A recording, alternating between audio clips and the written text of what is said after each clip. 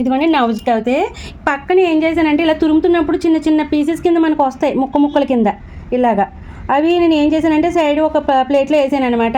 ఎందుకంటే ఈరోజు ఎలాగా సాయంత్రం టిఫినే కదా అని చెప్పేసి అందులోకి కొబ్బరి చట్నీ ఉంటుందని ఇలా తీసి పక్కకు అయితే పెట్టాను. ఇంకొంచెం తురుము కూడా వేస్తున్నాను, ఎందుకంటే మేము ఆల్రెడీ ఎక్కువ చట్నీ నంచుకుంటాం కదా, తక్కువైందనుకో ఇంకొంచెం చేయలేకపోయావా అన్ని కొబ్బరికాయలు పెట్టుకొని అంటారు. అందుకని కొంచెం తురుము కూడా వేసేస్తున్నాను ఇందులోను. ఉన్నదంతా నా వచ్చేస్తాను.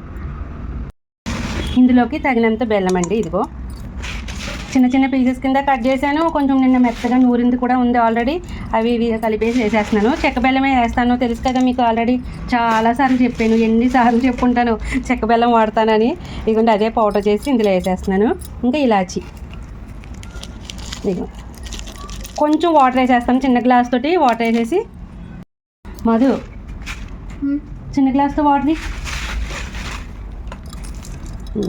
ఇదిగో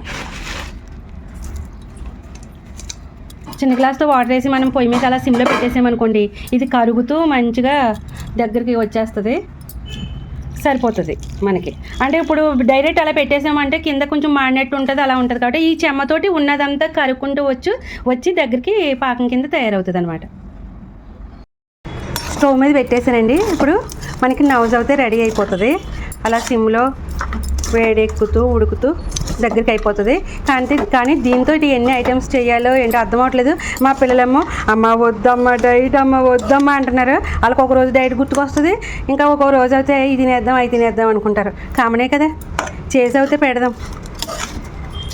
మనకు వద్దు అనుకున్నప్పుడే ఇలాంటి వస్తువులన్నీ మన దగ్గర ఉంటాయి. కావాలి అన్న టైంలో ఏమో పని కట్టుకుని కొనుక్కోవాల్సి వస్తుంది. ఇదిగోండి చెప్పాను కదా, కొంచెం వాటర్ ఇలాగా కొంచెం దీనికన్నా తక్కువ వస్తున్నాయి. ఇగో ఇది కూడా కొంచెం ఖరాబ్ అయినట్టు ఉంది, వదిలేసారు. ఇదిగోండి ఇది కూడా ఖరాబ్ అయింది. ఇలాగే 2 గ్లాసుల్లో 2 కాయలు పోతే ఇలాగా వదిలేసాను అనమాట. కొన్ని కాయలు ఎండలో పెట్టేసాను చెక్కలు. ఇదిగోండి ఎండలో పెట్టిన చెక్కలు. ఇగో ఇందాక పగుళ్ళు వస్తున్నాయి, చుట్టూ ఖరాబ్ అయిపోతున్నాయి అని చెప్పాను కదా, ఇలా పగులు వచ్చి పక్కకు పెట్టాను, తర్వాత కొడదాంలే అని. కానీ ఇగో ఇలాగ సైడ్ పగులు వచ్చేసి ఇలా ఖరాబ్ అవుతున్నాయి అనమాట. అందుకని కొట్టేశాను. ఇలా కొన్ని కాయలు అయితే ఇదిగో ఖరాబ్ అయినాయి, ఇలా ఎండలో పెట్టేసాను. ఈరోజు లంచ్లోకి అయితే నేను వంకాయ ఫ్రై చేసానండి, మునక్కాడ టమాటా చేశాను. ఓన్లీ ఉల్లిపాయ ఎల్లుల్లిపాయ అలాంటివి ఏమీ లేకుండా వంకాయ ఫ్రై చేసాను.